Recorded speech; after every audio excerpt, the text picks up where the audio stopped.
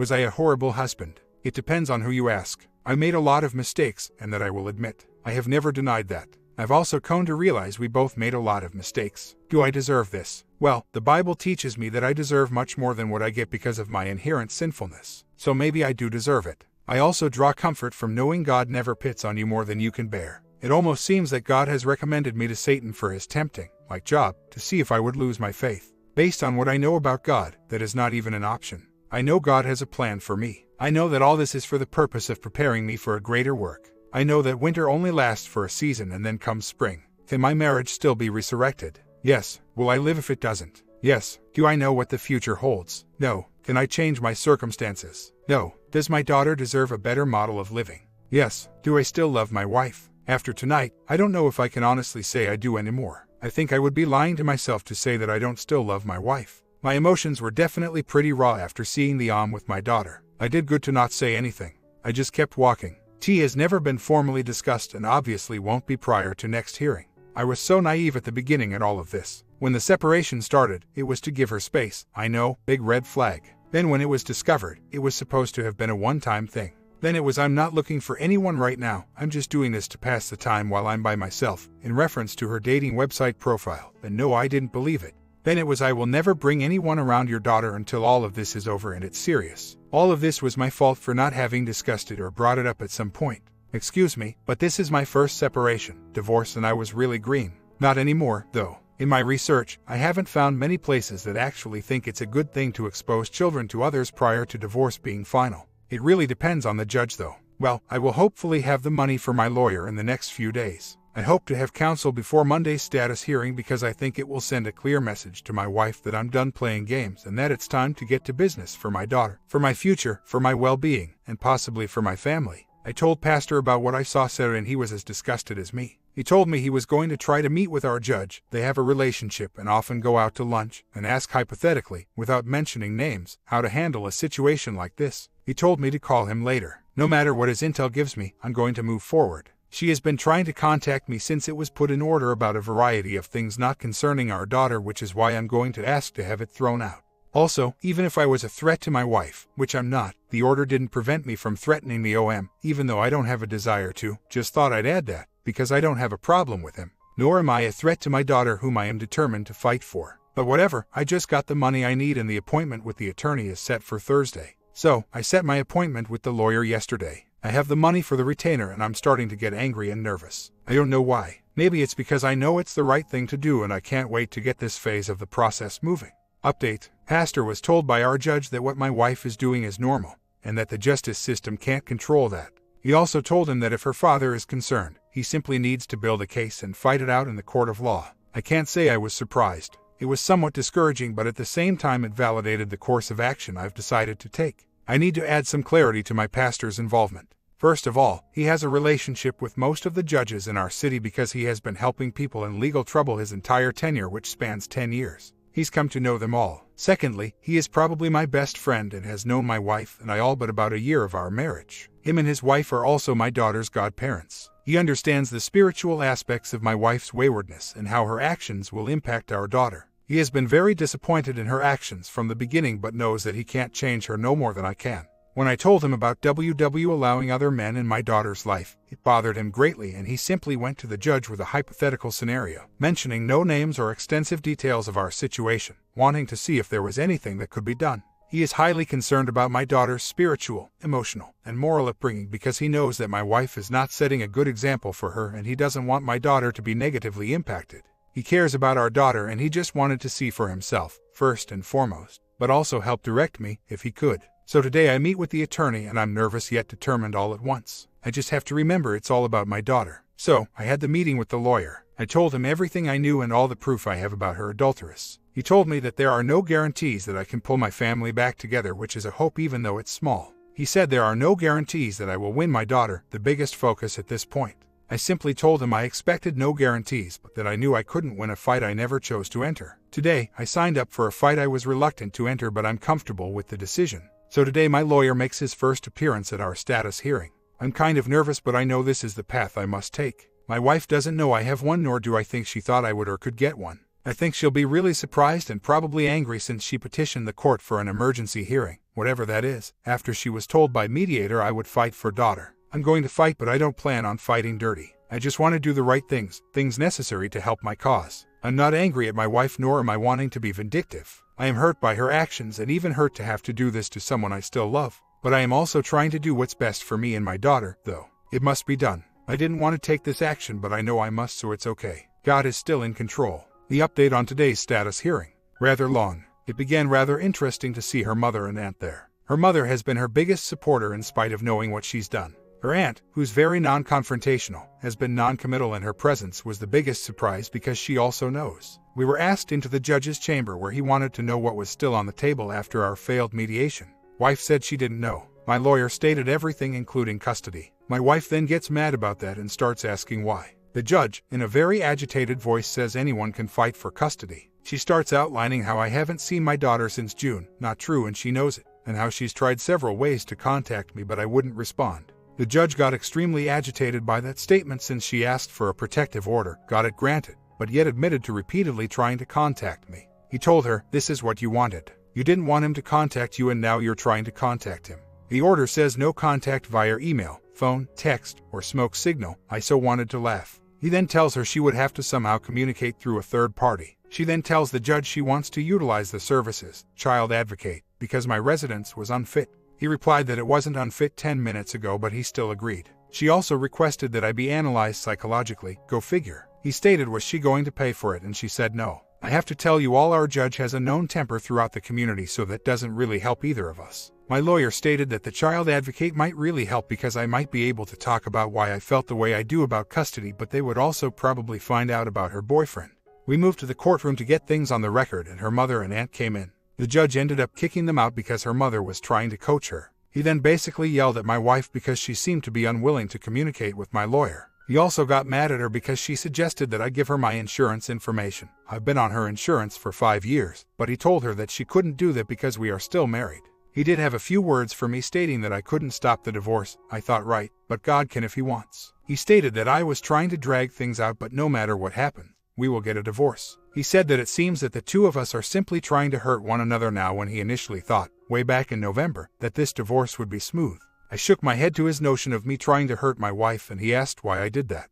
I just told him that I don't want to hurt my wife and that there are details that he's unaware of that caused me to be uncomfortable with my wife raising our daughter for the next 10 years. He did say that we would have to go back to mediation and that it would possibly be another 3 to 4 months before anything will get resolved. My wife wasn't the least bit happy about that. Lawyer said he thinks she may be already trying to get married again. I said I don't know, but who knows. June 2nd was the first time infidelity was mentioned.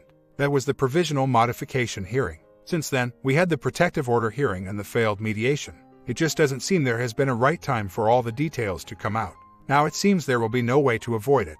Had an interview today to help with the continued litigation in my divorce custody case. I could start as soon as Saturday. I'm ready to do whatever I need to do. I've realized that I can live without my wife since I've done so for the past year. I've realized that I can be happy with who I am, not that I wasn't before. I've realized how much fight I have in me as I've fought for my marriage and now for my daughter. I've realized that God must think I'm a man of great faith for him to allow so many burdens to come over course of this situation. You all really don't know half of all I've experienced. Most importantly, I've realized God is faithful. It doesn't seem to stop. I've had nothing but issues since I got my second job. The day after, my battery passed out on my car. Saturday, I got new battery, then I had a flat tire Saturday night.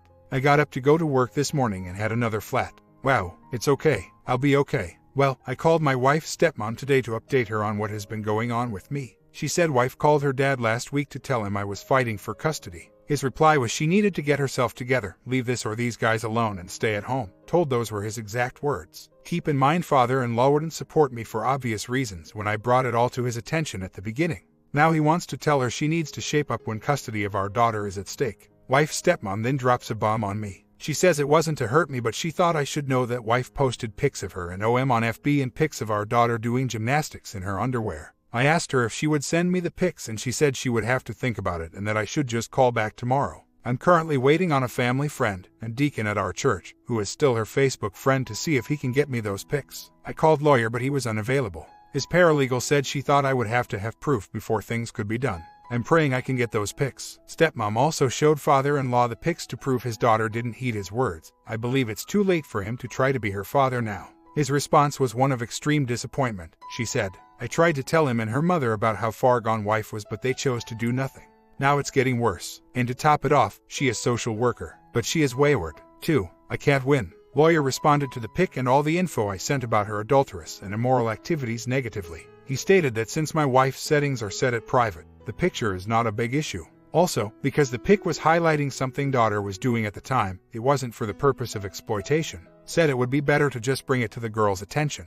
He said that since our state is no fault, the immoral, adulterous activities aren't usually a consideration. Then it was stated that I should concentrate on the task of either getting custody or more time with my daughter. That's what I'm doing. I just can't win. The courts here don't care about morality. They don't care about what a parent is or isn't teaching their kids. They just care about which parent has the most amount of money to provide a comfortable life for the child. Not that that isn't a good thing, but I came up poverty level with a single mother and 5 other siblings. We didn't have a lot, but we had what we needed. We didn't have name brand clothes or a lot of stuff, but it wasn't about money. I learned that life wasn't about material possessions. The only chance I've got is with the girl, and I'm not sure what I've got will matter that much, but all I can do is try. Today has been a very disappointing day, but I guess I'll just have to deal with it just like all the rest. Right now, my lawyer is trying to negotiate with my wife, but she is making it very difficult.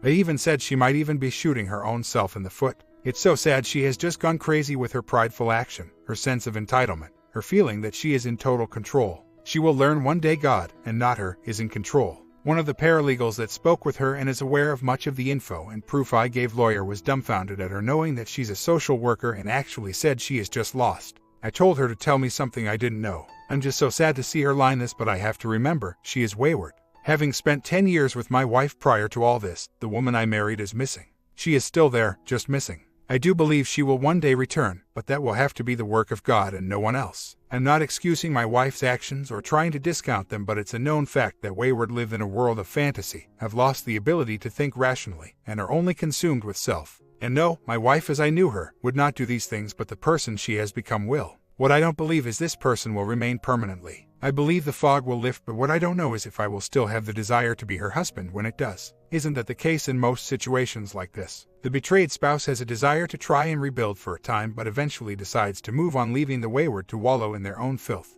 It happens all the time. The fog does lift whether it's a month or years down the road. Reality does set in. The question of the day, though, is will I be there when it does? I know many don't believe in the idea of unconditionally loving your spouse, but I do. I'm not focusing on trying to change her, either, as I did months back. I realized I can't. I'm focusing on living my life and trying to do the best I can for my daughter. It doesn't bother me anymore, as it once did, knowing she's with someone else. He doesn't have my wife, just someone who looks like her. I have let go. I've let go of trying to change her. I've let go of the pain of being betrayed. I've let go the hurt of knowing she's with someone else. I've come to grips with only God being the one that can change her. I don't sit around pining over her. I hang out with the guys. I joined a new ministry at church. I just do me and what I can for my daughter. What I haven't let go of is the love that remains. It's still there and that probably won't change. I haven't let go of my acknowledging her as my wife. Legally and biblically speaking, we are still married. The fact that she doesn't act like doesn't negate the fact that we are. I haven't let go of the hope that God can still turn things around. There may only been a tiny chance, but with God anything is still possible. I know there is a high possibility that she won't ever change. I know that. I know that I have to live for me and my daughter, and I'm doing that. My wife can do what she wants because I can't control her, but she is still my wife. I know my view of this is unpopular to many, but that doesn't bother me. I will continue to love her unconditionally. I will continue to be willing to forgive her and rebuild if, when the opportunity comes. I will continue to move forward with my life. I will also continue to believe that all things are possible as long God exists. So, I got a call from mother-in-law this morning. My cell was in bedroom, so I didn't see it till later. It was kind of odd timing since yesterday my lawyer forced WW into giving me daughter this weekend. What does she have to say to me? All of a sudden, with my fight for my daughter, she wants to talk. I exposed to her at the beginning and she turned a deaf ear. I tried to call her and even went to her house and she wouldn't answer the phone or her door. Now she wants to talk. Mother-in-law called pastor again asking him to tell me to leave the church so her daughter could return to the church where she grew up. She has a bogus protective order. He again said he would not. He told her if her daughter really wanted to be there, where was she the 3 months me, left the church? MIL said 3 of those weeks were spent with her father. Pastor, and I know that to be a lie because I've been in contact with my wife's stepmom from the several beginning and she has only seen her once in the last year. Even if it were the truth, how does she account for the other 9 weeks? Pastor also told me he disclosed to the judge which we were, members of his church, and judge told him he was pissed when he heard my wife say she's been trying to contact me after he granted her protective order. He also says he recognized how my wife has been trying to use the system. Regardless of what happens, it's been a saga, to say the least. So, I'm on my way to my second job today and my WW passes by. The funny thing is I didn't really feel any emotion. I actually kind of felt sorry for her. I know I've come a long way since this started. If she were to express remorse and a desire to reconcile tomorrow, I would still do it. But what is this lack of emotion? I've accepted that I can't change her. I've accepted that our marriage may actually be over as hard as I've tried to fix it. I've accepted that I can't fix it by myself. I've accepted that I must live for me. There really isn't anything else to do. I'm dark and have been for quite a while, and I plan to stay that way forever or until she wants to work on our marriage, whichever comes first. So last night, I did something I hadn't done since last December. I played pool for a pool league team. I'd done it the last 6 years but quit when finances wouldn't allow me to continue. A friend called and said a sub was needed and asked if I could do it. Yes, I could and I still got it. Had a good time. Tonight, I'm going out to do some karaoke. I have moved on. I live my own life. I have my own activities. I am content with the way things are, but yet I still love my wife unconditionally. I don't know when, where, or even how I will ever be able to show this, but I believe, one day, I will get that chance. I will get the chance to show her the Christ-like example of love. I believe that I will one day be able to prove what I really have in my heart. In my heart, there is no malice, hatred, bitterness, just love. There is the disappointment that comes with having been betrayed like this, but the love remains. Is it because I have no respect for myself? Is it because I'm weak and have no backbone? Is it because I'm being a doormat? The answer to all those questions is no. If so, my example, Jesus, would be all of those also for accepting us back in spite of all of our offenses against him. Yes, then he would never allow their wayward spouse to return. Many feel they no longer love their spouse enough to ever attempt a reconciliation. Many just wouldn't do it. But I realize that I'm not like everyone else, and nor should any who claim Jesus as their Lord or God as their Father. We are called to be different than those in the world. To the world, this all may not make sense. I don't care what the world thinks. I believe God's word and it says, love never fails. I didn't say I would just take her back. I've learned too much over the last year to do that under any circumstances. Continuing with the example of Christ, he forgives and reconciles with those who return to him broken, expressing godly repentance, and willing to do the things necessary to create any lost intimacy. That is what it will take. I've learned too much to not set boundaries. I've learned too much to not expect change on her part as she would expect from me. I've learned too much to do that. It is never a good choice to accept a cheating spouse back without true remorse. A lot of the times it's I'm sorry I hurt you, and that is not remorse. I'm sorry I cheated. I'm sorry I chose to be selfish. I'm sorry I wanted to run from my problems instead of addressing them. Those statements take responsibility. So, I was wondering how long it would take, and it finally happened today. My second job is the place I worked when I got married 11 years ago, so there are many there who know my wife and I well. After a month, one of them finally came and began asking about my WW. I didn't just come out and say she was cheating, but I believe she got the message after a couple of questions and a lack of response on my part. She asked if we were divorced and I told her no. She got a somewhat puzzled look on her face, maybe even a sad look, and said, "You just seem so positive." I just told her positive is the only way I can be. Update: I met with the girl today who had already spoken with wife and told her about her boyfriend, and had interviewed daughter who admitted to knowing about mommy's boyfriend. She said daughter seems very healthy and unaffected by all of this. She stated she saw no reason to give me custody and take her out of WW home. I showed her the FB pic, with daughter only in panties, and she said she wasn't bothered by it and that it wasn't much different than a bathing suit minus the top. I said all of that to say the only fight left fighting is over before it really began, and I have nothing left to fight for. The reasons to fight, first for my marriage and then for my daughter, are all gone. And I don't think there is any more fight in me left. I put up a valiant effort, but there are fights you just can't win. Afterwards, I told my lawyer to just speed the divorce process along. I won't put up a fight for anything of mediation. Our house is already being foreclosed. Her BK is taking care of her debt. Once I finish paying of lawyer, the costs of girl and mediation, I will file a BK myself and just start fresh. I'm not going to fight her over my car she was supposed to have given back to me in March. She went and refinanced it without my consent, and now she can just keep it. It'll soon be over and a new chapter will start. The girl did tell me to petition to have the PO thrown out since judge knows that WW violated it repeatedly. She told him at status hearing and he was furious. I told lawyer to do so, but that NC would continue perpetually. A third party will be the way we communicate from here on out. It's been that way since June. If I can't be what I vowed to be, her husband, lover, and friend, then I will be none of them. I will continue to do what I can for and with my daughter, but my WW will no longer be a part of my life. That's what she wanted anyways, isn't it? In spite of it all, I have no hatred, malice, or anything for my wife. I hate what she's done to me, our family, and even to herself. But I still love her and I always will. Some may say that I'm crazy, but I don't care really about what others think on that subject. The love I have for her is only possible because of God. Divorce will not make me stop loving her. It's a choice and one that I make with absolutely no regrets. She didn't move in with OM, by the way. The man I saw her and daughter with in September is not the same guy. Both live in adjacent state an hour away. Plus, I had already been dark, just not completely. The incident that resulted in Poe was first time I'd seen or talked to her in 3 months. Through the help of my pastor, I have realized that, even though I fought for my marriage, my family, my daughter, it has never really been mine to fight. It was recognized by him, as well as myself, that my wife is now a spiritual POW and there's no resources under my control that can do anything about that. That task belongs to God. So now I'm moving on. If God brings us back together, that's good. If he doesn't, that's good too. It's all under his control. So today, I get an email from lawyer about PO modification allowing WW and me to communicate via email. She said WW and I need to communicate. I tried to communicate directly with wife and now third-party communication is all I want.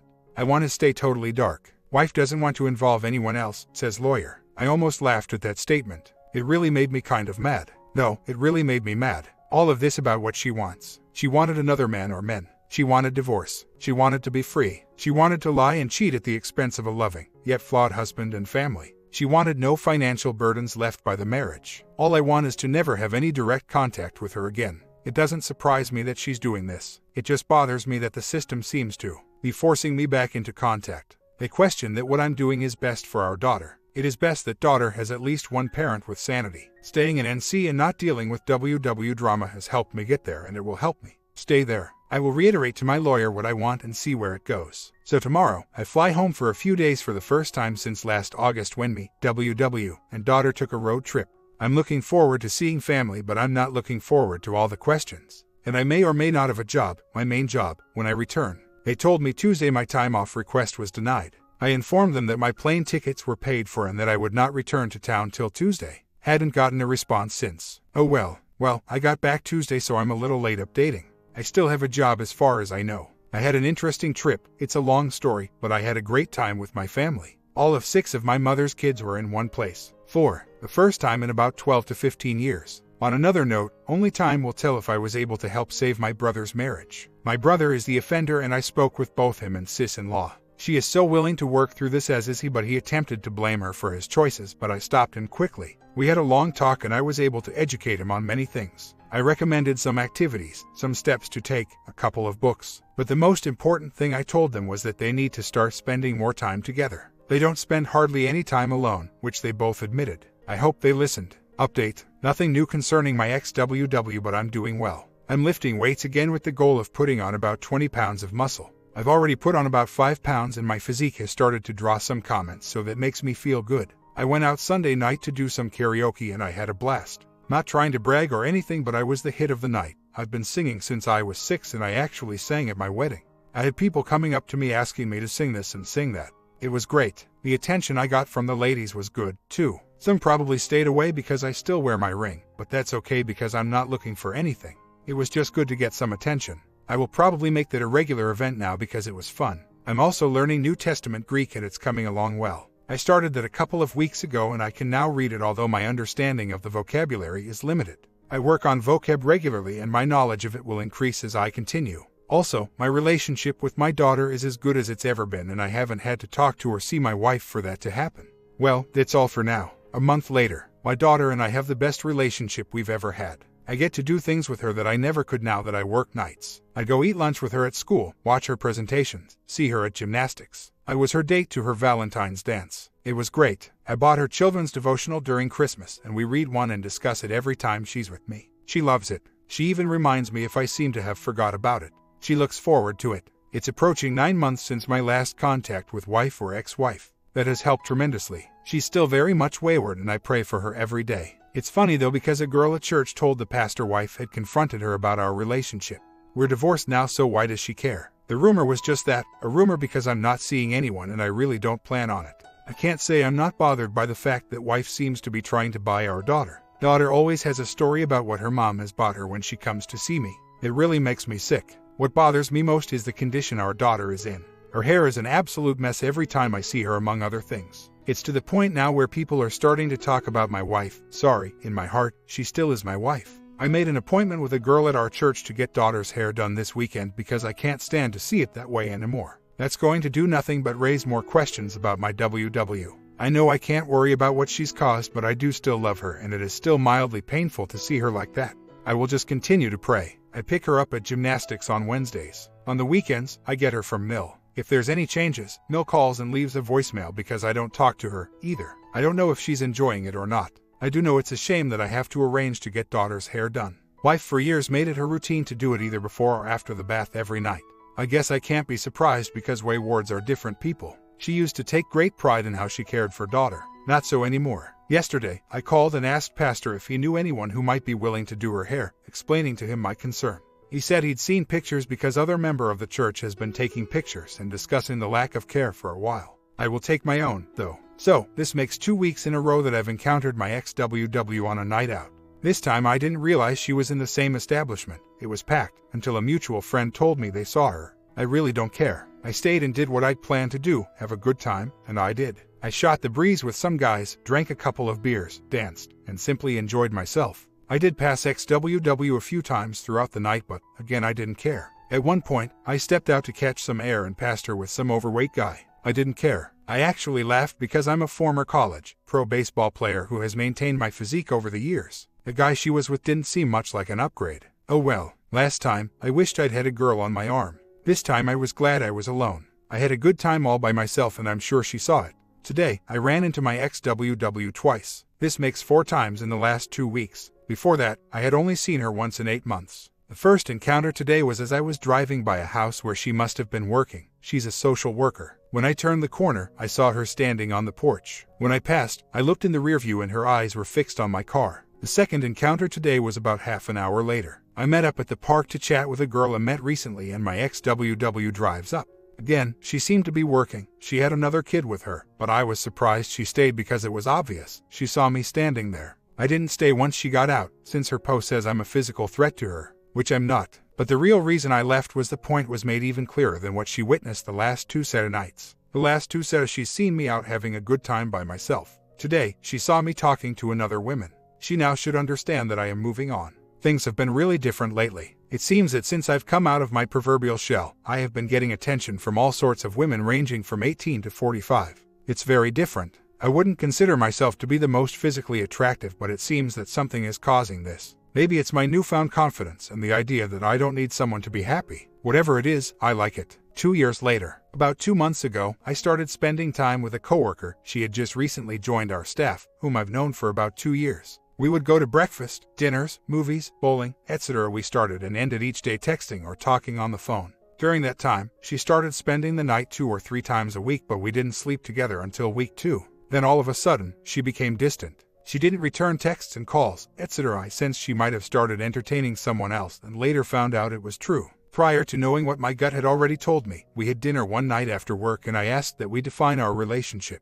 Her response was coworkers who hang out together. Since I developed feelings for her, given the amount of time we'd spent together, I wanted more but she didn't. She was already entertaining someone else. She said she wanted to befriend. I told her I wanted more, but since she didn't, I would no longer be hanging out with her anymore. I told her I would keep my distance at work and would no longer contact her. Since that conversation, she has made attempt after attempt to have small talk with me at work, but I would do all I could to keep my distance, especially since I had feelings for her and she had been quite chatty to others about her new love. Today, after yet another attempt to converse with me, I told her that she should have gotten the hint by now. I haven't responded to her attempts and I didn't plan on it. She got testy saying that she didn't care if I wasn't talking to her because she wasn't doing it for me. She told me I was being selfish and childish and that those were the reasons she wouldn't take our relationship to the next level. Did I miss something? She basically pushed me aside for someone else and now is bothered because I refused to talk to her. That doesn't make sense, or does it? We celebrated Valentine's together on Sunday since we both worked late Friday, exchanged gifts,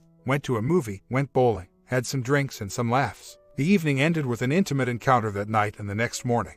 I get dirty text messages all the following day. The next day not much. Wednesday we talk on phone late into the night. Thursday, from what I heard around the workplace, someone from her past stopped into our place of employment. We work in the service industry. I text her that evening and get nothing. She said she was tired after work and went straight to sleep. Friday night, the night I asked for clarity on our relationship, She acted different at dinner. Well, she did say she considered us coworkers who were hanging out. I told her how I felt and what I wanted. She stopped me, saying she didn't want to hear that kind of talk. I told her that if she couldn't see us as more than friends, it was necessary for me to remove myself, etc. The following Friday, she's on an overnight getaway with the new guy. She talked about it at work. So, wouldn't that leave a bad taste in your mouth? Would you still feel chatty with her after that? Of course, I take responsibility for putting myself in that position. But in light of how things seem to simply change overnight, I feel justified by not wanting to entertain any thoughts of conversations with her. I thought a little more about this situation and decided that since we work together, I'd try to at least relieve the tension by having a brief conversation and moving forward. She basically said she hurt that our relationship had been where it was for the past month, not that I really believe that, and that we should hug and make up. I acknowledge that there doesn't need to be too much conversation about what happened. I just wanted to briefly express my apology for acting somewhat immature. Her reply was that I know she doesn't like talking about stuff and that she didn't think it was right for me to tell her who she could or talk to, referring to me, and said in a playful way, "I guess I was asking too much, or was I? I have 2 jobs. One is a server on weekends where this girl and I both work. Through the week, I give private baseball instruction. I'm a former professional baseball player, and her son is one of my students. So, 1, there is little chance of me keeping my distance, so I keep it professional. Tonight was her son's lesson. I spoke with her only about things to remind her son to do as he begins practices and games. She's a coach. At the conclusion of the lesson, she invites me to grab a bite with them, which I promptly declined. She is definitely a piece of work. Wow, okay, I admit dating a coworker may not have been my wisest decision. Here's what I don't get. After she told me what she thought of our relationship, I stated that because I wanted more, it'd be best we don't hang out anymore. There were a few weeks of no conversation between us because I was somewhat bothered by how things went. After the silence, I told her that since we work together, we should at least have a civil relationship when at work. Then, tonight she asks me to have dinner with her and her son after I had a private lesson with him. What the hell? Half a year later. I have recently come to realize that an acquaintance of 15+ years is like my perfect match, but I don't believe anything will or should happen. When I say perfect match, I mean almost exactly what I would want in a future mate. Intelligent, witty, infectious personality, like fun but doesn't party, Christian, and cute. Now those are the positives. The negatives are huge. I'm 38. She's 28. We work together. She grew up in same church as my ex. The age thing might not be that big, but the others are. She started working with me 2 years ago. Since we've known each other so long, we are quite comfortable speaking at work. At different times, we've been each other's sounding board. I haven't said anything to anyone about this, so this may be more of a vent than anything. But I sit and laugh at times because it's crazy how we vibe together, and yet it will probably never be more than it is. Currently she is single and has been for roughly a year. She's made it known to any who ask that her worth is not determined by her relationship status, which also adds to her appeal. We are great friends, and that alone causes me to hesitate. I wouldn't want to ruin that. I do think about possibly missing out on something, but then I tell myself to just keep it platonic. I have thought about little subtle hints but didn't do it. In terms of finding the one for me, I'm not exactly actively looking. I've had a few brief relationships since my divorce 4 years ago. During that time, I've come to realize that while I would love to have someone to share life with, I can't just settle for the sake of having someone. I've realized that someone who shares the same spiritual beliefs is much more important than looks, personality, status, or any other qualities. If that isn't there, it's not worth my time. 2 years later, this is more of a vent than anything else, but my ex-wife is fighting a losing battle, I believe. After finding out daughter had been claimed on taxes, I notified my ex that our divorce agreement clearly stated I had the odd years and she had the even years. I even sent her the necessary form. 2 weeks after notifying her, I get a notice in the mail stating a request has been made to review your child support. It is pretty clear to me this is a vindictive act on her part. And because she wouldn't voluntarily follow through on our court documents, I filed contempt against her. I didn't want to do it, but she left me no choice. I think she's had a boyfriend for quite some time now, but I don't know. And I wouldn't say she's focused on me. However, I did hit her radar when I notified her that she wasn't supposed to do what she did. Well, my hearings for the contempt of court and child support review were set for the same day and time. This should be interesting. My ex had signed a form stating she wouldn't have to show for the CS review, but she does now have to show up because of the contempt. I don't think she's going to like that. About a month ago, I started going out with a woman who'd ended a long-term relationship about 2 months ago. We've known each other for quite some time, and since I knew she was now single, I decided to give it a shot. After a couple of weeks, it became apparent she wasn't over her ex, so I ended my romantic involvement with her, although we did remain friends. After I ended things, we did continue to communicate via text and phone calls. I know this was a big mistake, but I liked her and thought she'd eventually start letting go. Well, today, after about a week, I realized I was fighting an uphill battle and told her I could not continue communicating with. She didn't like that and said that she hoped I would reconsider. I'm pretty sure I did the right thing, though. After roughly 4 to 5 months of NC, I get a text. I ignore it for a couple of hours. Then I get another text to which I respond. A week later, we have slept together. I figured it to be a booty call and quickly dismiss it as such, so there wasn't any real attempts at continued communication on my part. Yes, I know it's wrong, but it happened. In the following days, she initiates more conversations through text, causing me to now start thinking I might actually have a shot with her. Being cautious, I decided I'd lay low for a few days. After 3 to 4 days of NC, she reaches out by saying how much she likes me and thinks about me. I've gone several days without texting her a few times now. Each time she will reach out to me to open up communication. I've attempted to make a couple of dates with her, but her kids and hectic schedule almost always prevents that. Or though she says, I call BS, and I believe I'm pretty accurate in my assessment.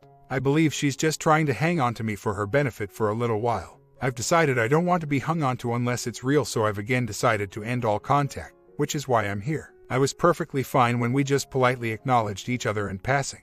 When I think about texting her, I've decided to come here and vent instead. Thanks all for your comments in advance. So, I took a step back today, quickly followed by 2 giant steps forward. I exchanged a few text messages with this girl today. Nothing but harmless banter. When I realized my error, I did something I should have done long ago, deleted her number and her Facebook. I'm making progress. Now I have to allow her to draw me in through church interactions. I do pretty good avoiding her most of the time. There are instances where I don't see her coming and it happens unexpectedly, though. I've got to be on guard. My comment: whatever you do, don't let her distract you enough so that you let a good lady slip away. Don't let just one final booty call with this woman ruin a new prospective relationship with a more genuine lady. What do you guys think of this ending? Would you change a thing for this OP? It took him years to get over his wife, but eventually, he realizes there are other women out there.